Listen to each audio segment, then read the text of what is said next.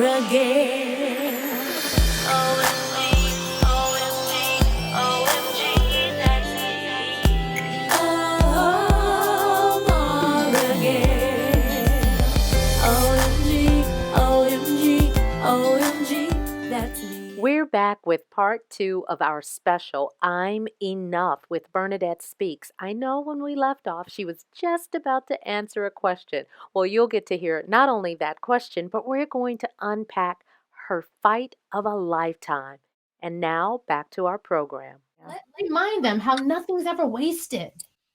That's so true, though. Nothing isn't ever wasted. I think I've definitely felt those things. Is it too late? Hollywood is all about being young, or everybody that's kind of like my peers we all came out to LA at the same time. Now look at where their career is at. People look at your resume and go, well, you should have blah, blah, blah, blah, blah on your resume by now. You know what I mean? And I think if I allow those things to fester in my spirit, I would have quit a long time ago. When you get sick, it takes you out and then you got to start all over. So there have been moments in my life where I've literally had to start all over in this business. I had a very dry spell when my kids were younger, and I was definitely making a decision to take care of my kids and focus on my family, because I never wanted to have my kids to have what I had, which was a working mom that by the time she got home, it was time for me to go to bed. Yeah, that was mine. Yeah. So like you kind of like don't like what takes your parent away from you, right? You don't want to have anything to do with that. I didn't want my kids to hate the industry. I wanted them to love it. And there are parents that do great with the balance of both. But when you come from a single parent household and now you're able to give your kids a 2-parent household, I just wanted to be with my kids, you know what I mean? And so, and so that means something's going to sacrifice, something's going to suffer, not suffer like go away, won't be there, but suffer like I can't put right now. Right. And so, but during that time, it was definitely a dry spell. There were things I was figuring out about who I was in that. And so my auditions weren't hitting it. And then fast forward, things start to pick back up and then they don't. And then you get close to something and then it doesn't happen. You know what I mean? And there's always the high alert. Right. Yeah. Hurry up and wait. It's like you have 2 days to learn all this stuff. And get up there, and then it's like you got to wait 2 weeks to hear from it. And then sometimes you're like you're on hold, or you're put on a veil, or you're pinned, and you're like, okay, hold the veil, pin, and it may not manifest that booking. Right. And I think we have to realize that the creativity and the joy of being designed to be a storyteller like we are has nothing to do with the viciousness of the business, right? And so I know as a parent, why would I want to send my child off to be eaten by wolves just so they can learn? I need to train them. Even when we go into war, we're going with soldiers who are trained, right?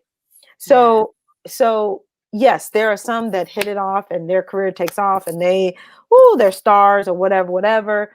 That wasn't my journey.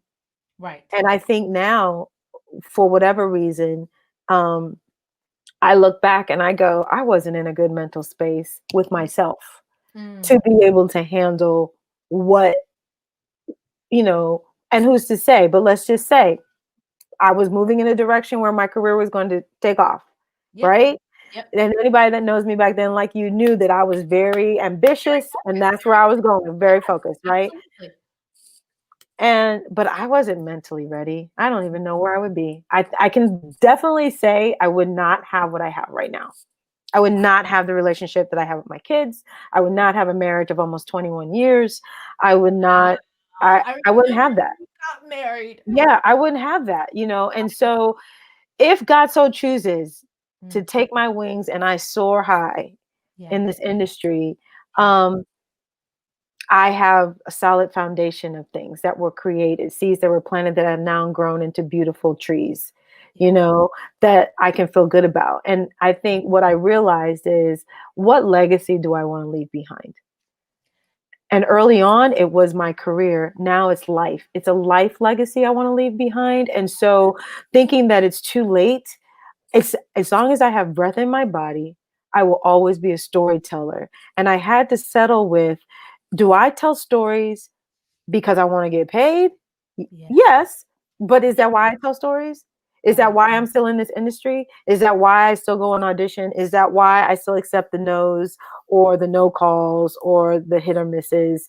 Is that why when I do create something that's beautiful or challenge myself and do something I've never done before, jumping off the cliff, like in directing? Yeah. Yeah. Yeah. Because that is who I am. That's part of my DNA.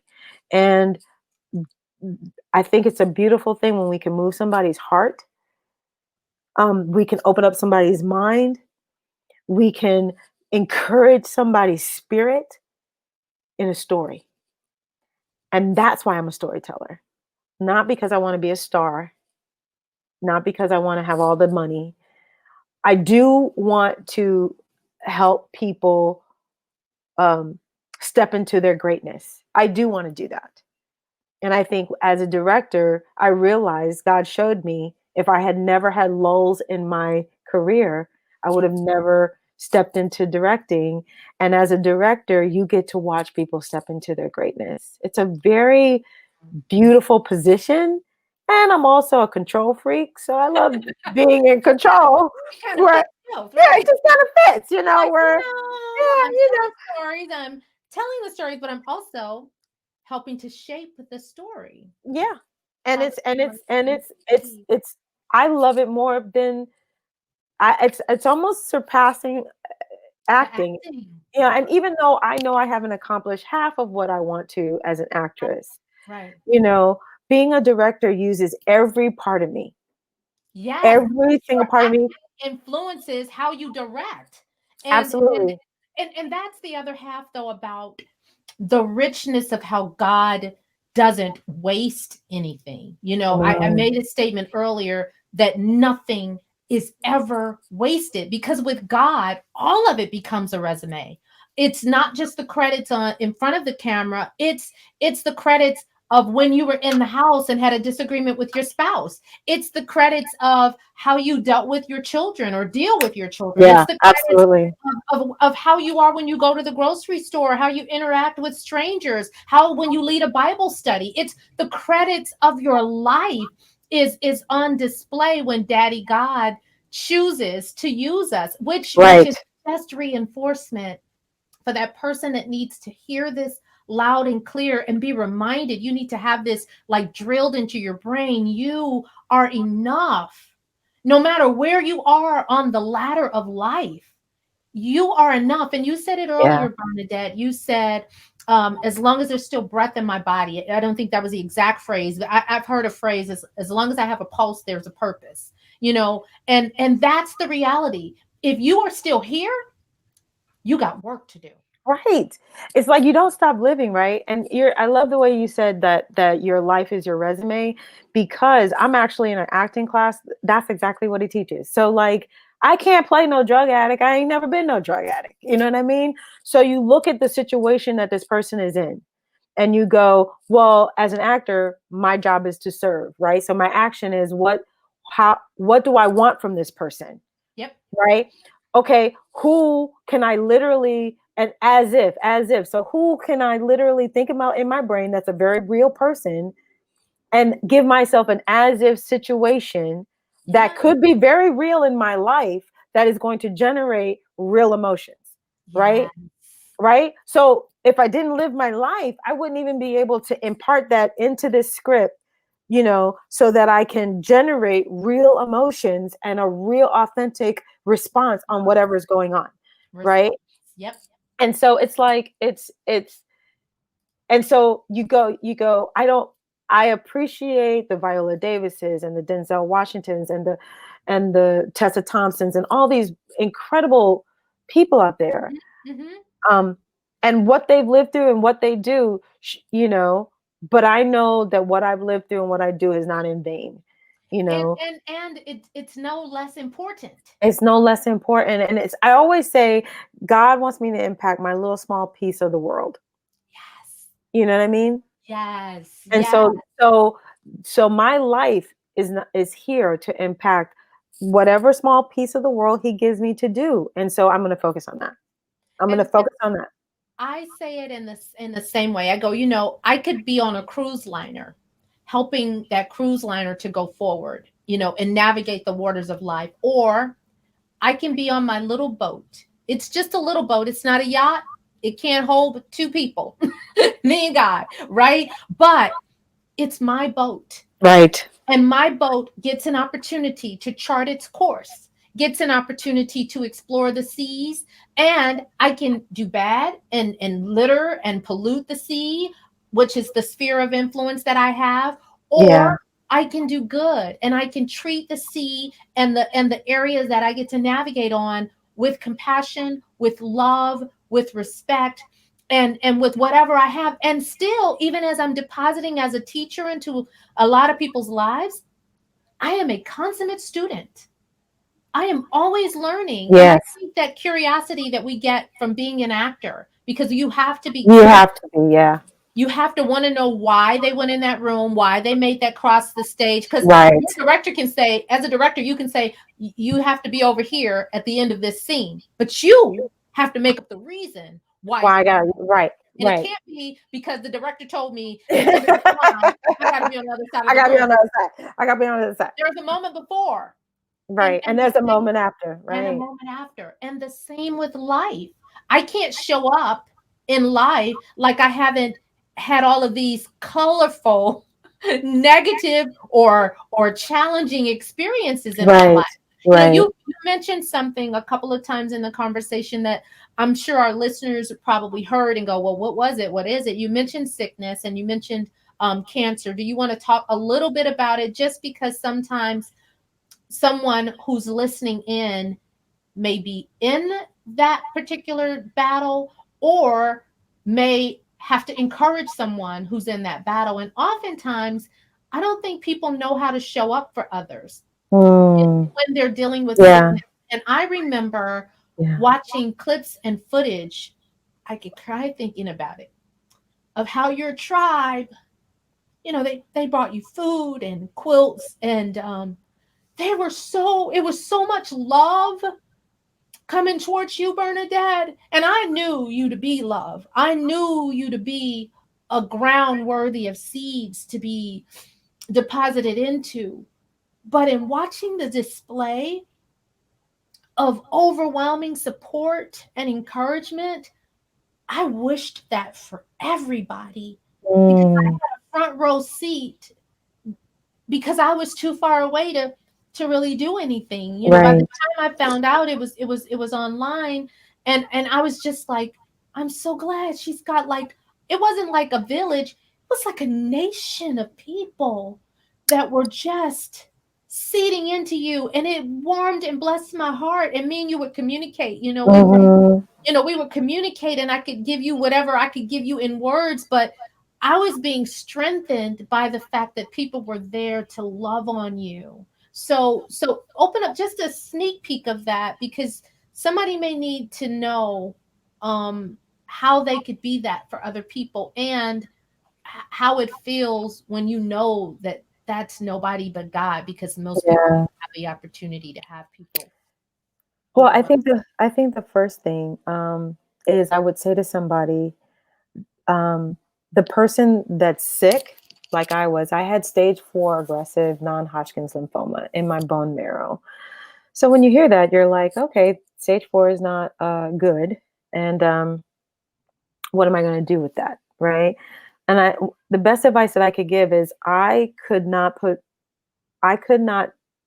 understand what my family or friends are going through to watch somebody they care about be sick, and they couldn't understand what it's like to be me who is embodying the sickness.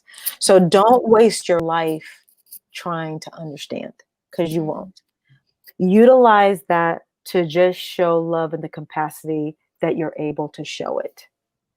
So don't measure what you can and cannot do with somebody else. because whatever it is that you can give will be received. I can say that. I received whatever little or whatever lot. I was grateful to receive it because physically no one could touch me. It was too much pain. I was at a level 12 pain. Um, and I had a cracked vertebrae because I had a tumor in my back. So it was just pain all day long. Oh my And God. it would be at certain points during the day where the pain would hit, and it would be like 2 hours, and I mean hit where I'm screaming, and that's very difficult for people to hear.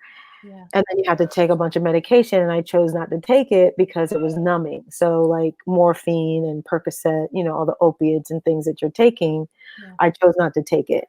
And that was the first time I actually prayed, not the first time I prayed, but I think the time where I made a decision and had to pray over my medication, right? Because I'm having this very difficult chemo that makes me taste metal.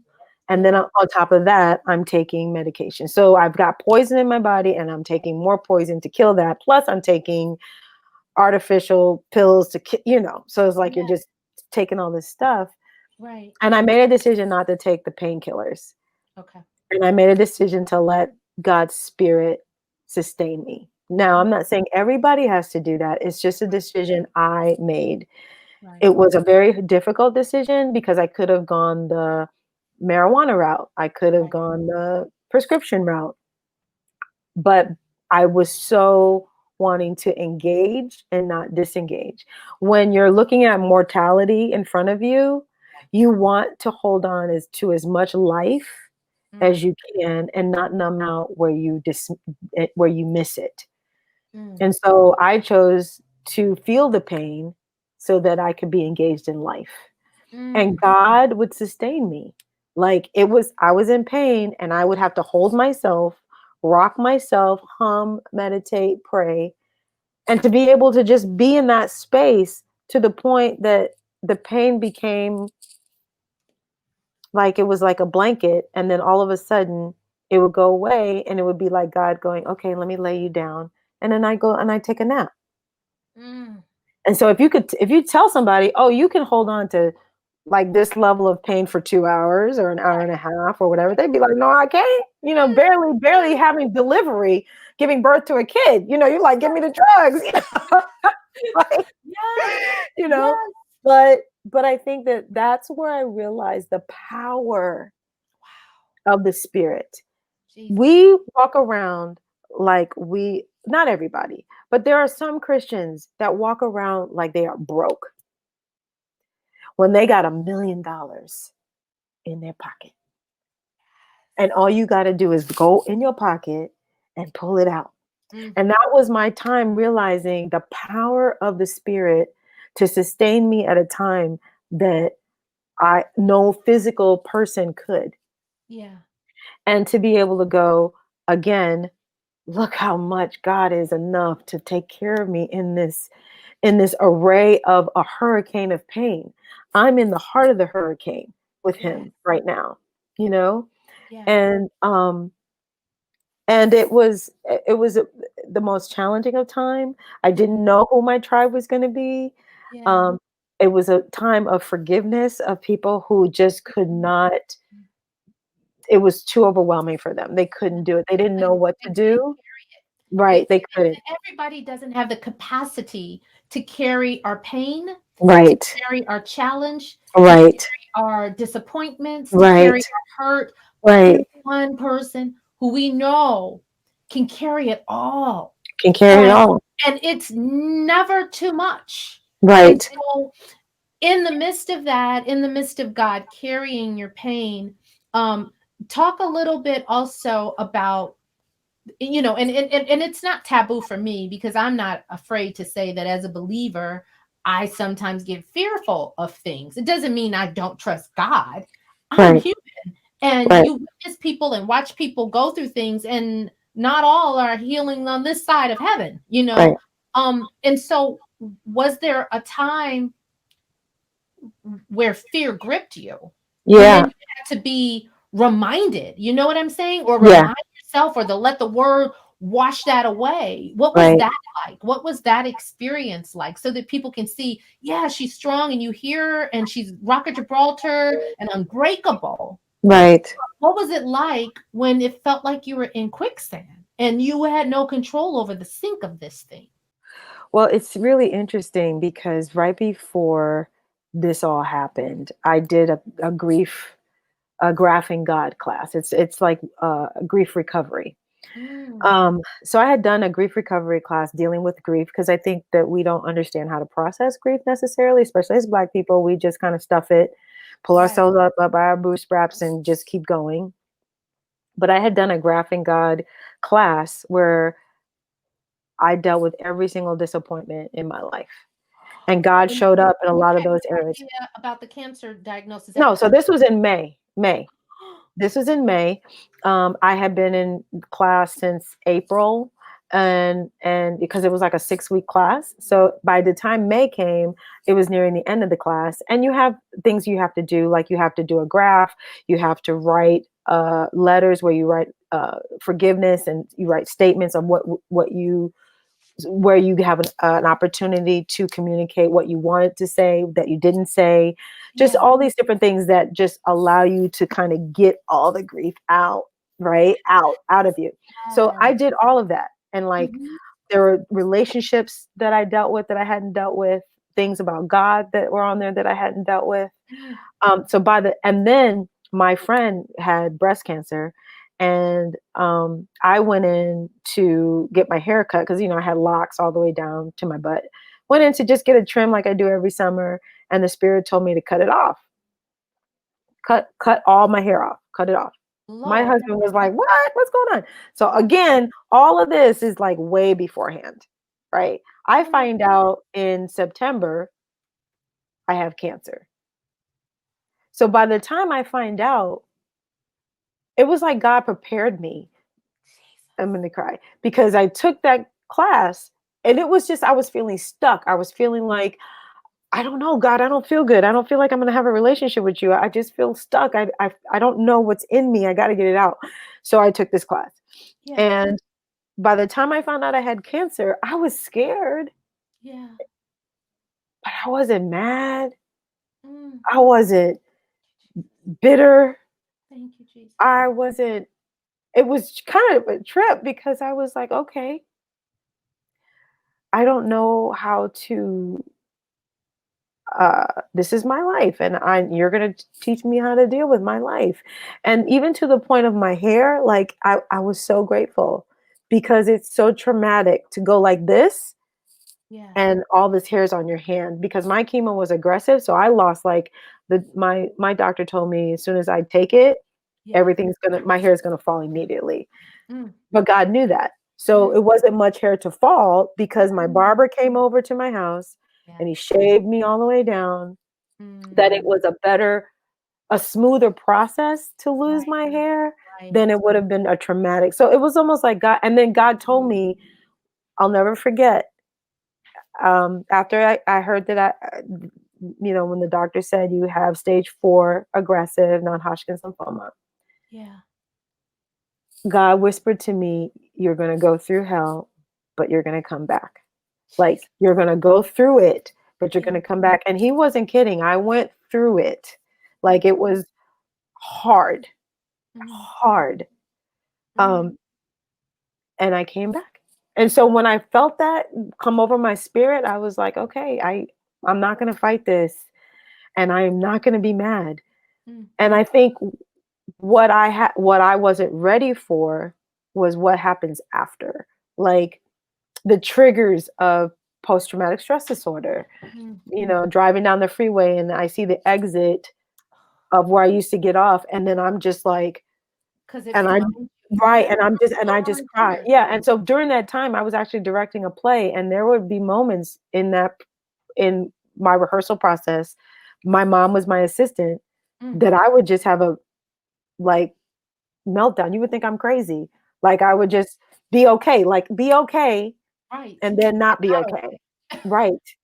And it was okay to not be not be okay. okay. Like, she would be like, it's okay, sit in it, apologize to your cast that you're going to be late, And I would. And it was a whole nother process that I was like, wow, I nobody tells you about this part, you Right. know? Right. And the last 5 years, because I'm 5 years in remission, it has been being okay with not being okay. Because I'm still going, because right after I went through remission, I got back surgery for my cracked vertebrae. So Oh, it has been figuring out like who I am in my body and getting my rhythm back, like movement, and being okay that I'm really a vulnerable, like so much more vulnerable now than I was before, so much yeah. more sensitive now than I was before, and being okay with that. Yeah. Being okay with redefining what strength looks like, Mm, that there's power in vulnerability, mm. you know, being okay with, the texture of my hair changing and trying to figure this out. Yeah. you You're like, know, okay, I've been taking care of my hair with this texture for I don't know right, how many years, and right. now I have to I take care of my hair have with this. this texture. Okay, all right, and then even going back into the industry and going, this is going to be a process. It's only been this last year, like 2018 and 19, that finally I was like getting into a rhythm again, like feeling like, okay, all right, we're moving the train, kind of thing. And, but, you know, God has been there every step of the way. So I think when I say it's enough, it's all these imperfections that I've been faced with that are on purpose, Yes. you know? Yes. And then you go, Purposeful imperfections. right, right, Purposeful imperfections. right. That is a beautiful way to think about us in terms of we're made perfect through and with Christ. But if we think of ourselves as purposeful imperfections, then nothing will stop us from doing what we're designed to do, what we were created to do. Um, Right. Bernadette, our time is up, and I'm Aw. about it.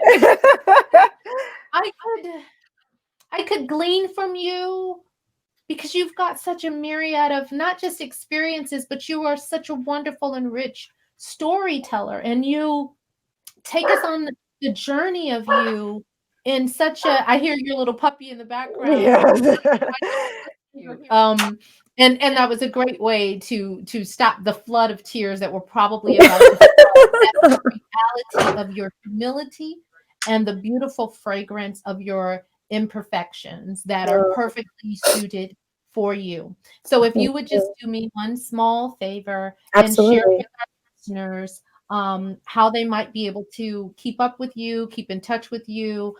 Your credits and all of that information, of course, will be on our website on my show page at up2meradio.com. And all you have to do is follow the OMG Maura Gale radio show. But Bernadette, share with our listeners how they can follow you on social media and become a part of your tribe and see some of the Oh, you've been in. absolutely. On Twitter, I am at Bern Speaks, BERN Speaks, SPEAKES. And on Instagram, it's official Bernadette Speaks. Excellent. Yeah. That is awesome. I thank you so much for being a I generous, thank you too. gracious guest. I want to remind you guys, those of you who are tuned in, leaned in, and listening up to the OMG Maura Gale radio show. You know, this show is live every Thursday. It goes on air, I should say, every Thursday at 6 o'clock Central, 4 o'clock Pacific Standard, and 7 o'clock Eastern. You can find my show at Up2meRadio.com. I'll just search OMG, the Maura Gale radio show there on my show page. You can subscribe to my show so that you'll be alerted when future episodes are airing. And you can find us wherever you listen to your podcast. And of course, that Spotify is one of our number one places that people come and check it out. But you can listen to my show any place you listen to podcasts. And of course, you can follow me on social at Maura Gale, and my website is mauragale.com. And again, my special guest and special thanks to Bernadette Speaks. May God keep you, may God bless you, and may you always remember you are more than enough, and not one experience, obstacle, disappointment, or dysfunction about you was a mistake. All of it can be used for purpose. God bless you, and thanks for tuning in. Everyone likes to be heard and then listened to. So we want you to set your dial